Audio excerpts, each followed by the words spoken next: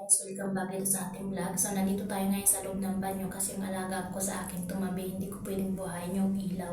So, ngayon guys, ituturo ko sa inyo kung paano mag-transfer ng pera na sinahod natin sa Facebook, yung nasa PayPal, papunta sa GCash. Sa mga hindi pa nakakaalam kung paano i-transfer yung pera na nasa PayPal, papunta sa GCash, panuotin nyo ang video ito guys kasi tuturo ko sa inyo, napakadali lang guys. Ayan, stay tuned tayo guys, turo ko sa inyo kung paano.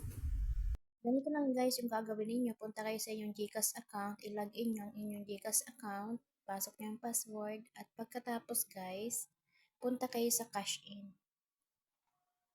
Tapos lalabas dyan guys yung PayPal account.